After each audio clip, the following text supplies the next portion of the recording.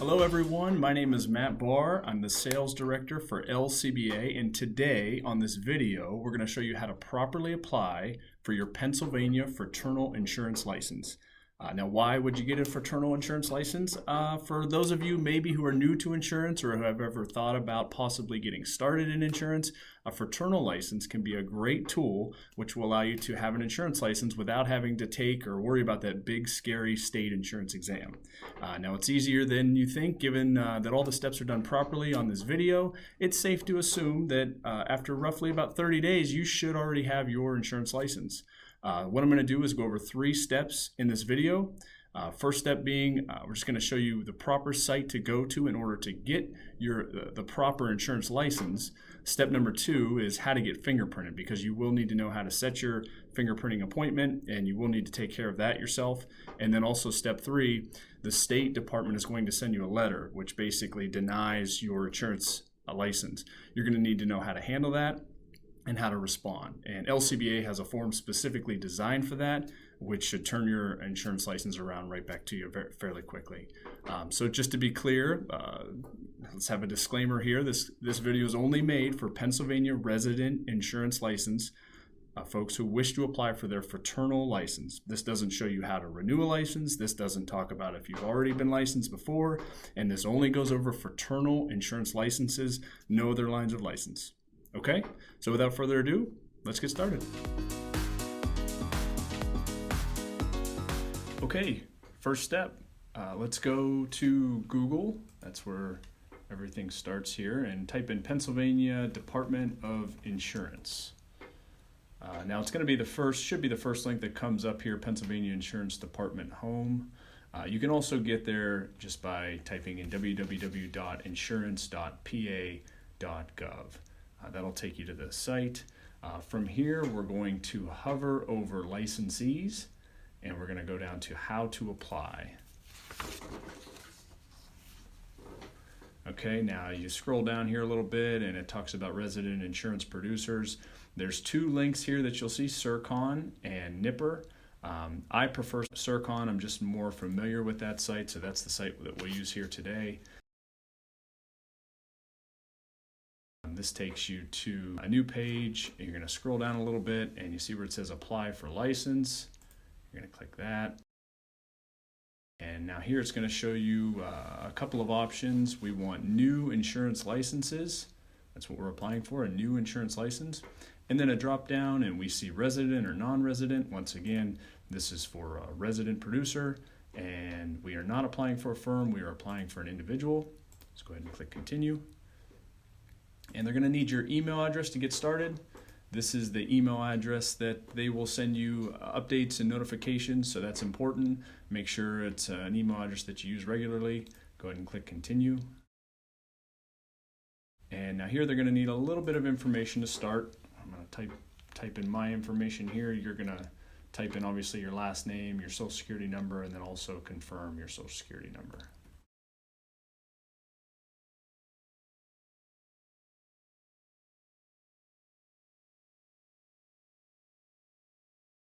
And the preparer, this is assuming you are applying for yourself. No one else is submitting this on your behalf, so go ahead and click applicant. And then state accepting electronic license applications. This is going to be Pennsylvania. And then payment mode down here at the bottom is important. For these purposes of this video, we are only going to show you the credit card electronic check submission, so leave that one checked there. All right, click continue. Next, we get into individual resident license application and the type of license. This is an important piece. A lot of folks sometimes get tripped up on which type of license we're applying for. It should be the second one down here, limited resident producer. And previously licensed, once again, in this example, no, we have not been previously licensed. Click continue. Qualification code. We're applying underneath the restricted fraternal license. Click continue. Okay, now here's where we get into our application. You will see some of this information has been filled in. We're going to do our best to kind of go through this here with you. Obviously, you want to fill in your first name, your last name. If you notice on the right here, there are required spaces, okay? So these are the spaces where you have to put something down. Alias, I'll get into that here in a second. But for now, they're gonna need your social security number, your first name, your last name, date of birth, city, country code, gender, your business email, and make sure to fill in the applicant email address as well. Should be the same. That's all that's required for that section. Alias information, 9 times out of 10, I would assume you're going to leave all of this blank, but if in fact you happen to have an additional alias, you will need to fill in those boxes there for that. And then your resident address information here, we're going to go with your current address. You see the required marks here. Fill those in.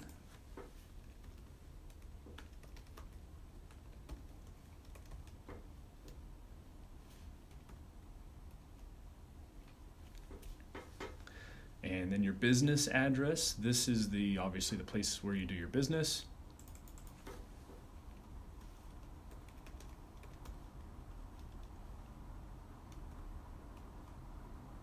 And then individual mailing address. So what they're asking for here is where you'd like to receive your correspondence.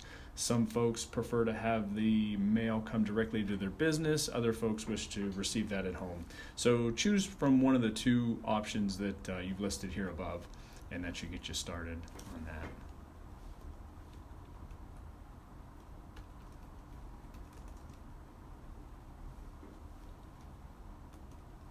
Okay, next is resident phone number, and then followed by business phone number.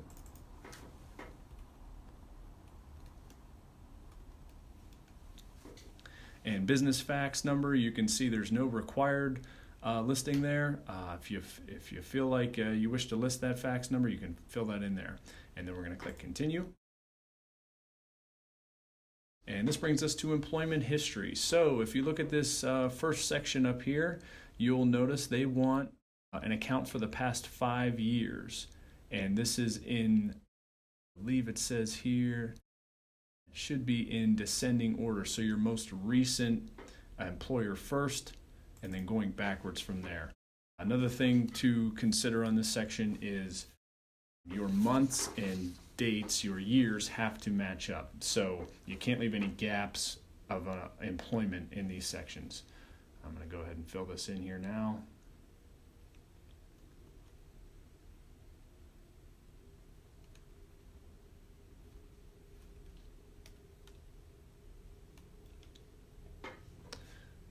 Okay, and then when you're all done with that, scroll down to the bottom. If you need to add more employment history, go ahead and fill that section in there. Affiliation name, you're not going to most likely be affiliated with anyone, so you can go ahead and leave that section blank, even though it does have a required asterisk next to that box. Okay, this brings us to our next page here, Pennsylvania Limited Resident Producer License Questions. Now, I don't need to explain this, but just for the record, if you would please read these questions and answer them all to the best of your ability.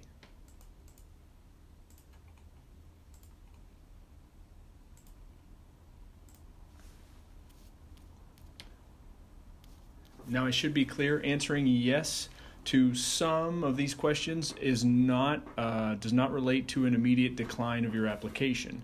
If you are unsure how to answer, it is always best to err on the side of caution and list any details that may be needed to be explained.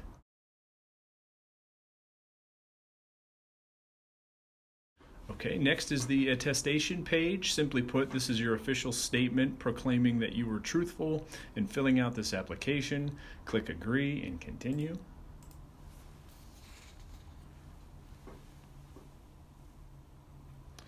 Click continue to confirm the state license fee of $55. Finally is the application summary page and payment page. Be sure to click that you understand the license fee is non-refundable. Also, I recommend you keep the selection checkmark to receive information on state updates, renewal deadlines, and new electronic services. They will remind you when your license is due for renewal, among other things, and this alone is worth the reminder.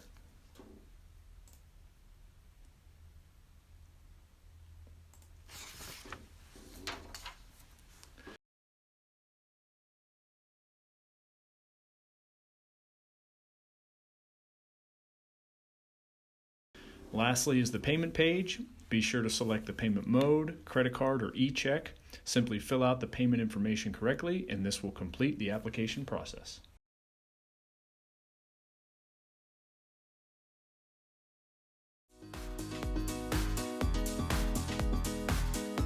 Okay, the next step, we're going to need to schedule our fingerprinting appointment. So just like before, let's start with Google, and we're going to go back to that state insurance page. I'm going to type in Pennsylvania Department of Insurance, click on the first link there, and once again we're going to hover over licensees and go down to how to apply. Now in the second paragraph, you're going to see at the very last sentence there, they highlight fingerprints. Go ahead and click that. And scroll down a little bit in the page, you're going to find an address here that isn't highlighted. It's a little tricky to find. Second paragraph, first sentence, go ahead and we're going to highlight this address, copy. We're going to open a new window and place that in the address bar. This will take you to the Identigo fingerprint approved website. Now we're going to go back to the Pennsylvania Department of Insurance website, because as you can see, they do ask for a code, a service code for us to enter. So this code, once again, is a little bit hidden in the second paragraph here towards the end. Here's our code. We want to highlight our code, copy, and we're going to paste that into the search bar there. Click go. From here, we're going to schedule or manage an appointment.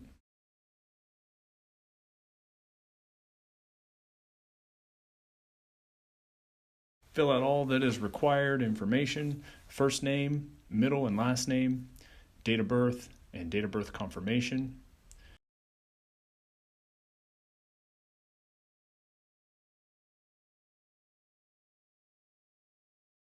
Confirm your email address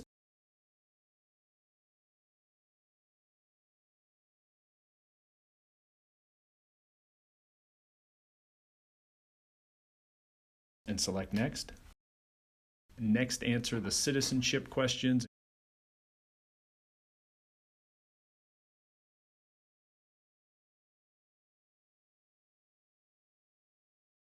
and click next.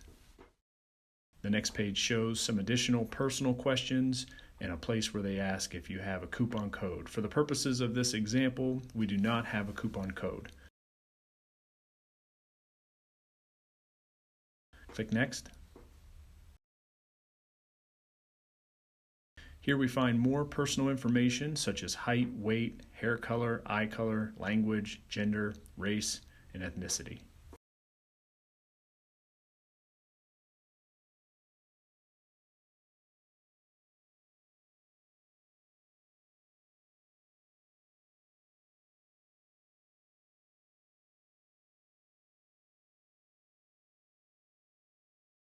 Next is mailing address info.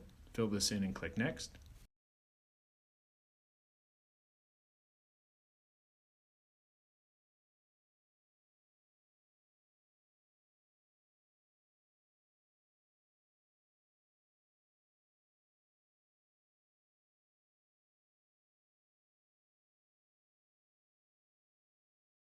The next screen deals with what type of identity you will bring to the fingerprinting appointment. You can see there are several methods to choose from. Choose the one that best fits your circumstance, but for today's example, we will choose driver's license issued by state. And you want to make sure that your name does match your driver's license, obviously. Click next. Now here's a page that's a little bit interesting. You need to find a proper enrollment center, and you can do this by punching in your zip code, city and state or airport code. I'm just going to use my zip code here. And I'm going to click search. And the closest one to me looks to be just down the road here. I'm going to go ahead and select that site in Edinburgh as my enrollment center. Click next. And now we're going to select a date, and this is going to show you what is available for this enrollment center. If you look at the drop-down box here, you see the only ones really available for me at this time are as early as May 6th. I'm going to go ahead and select a date and then also select a time. And then click submit.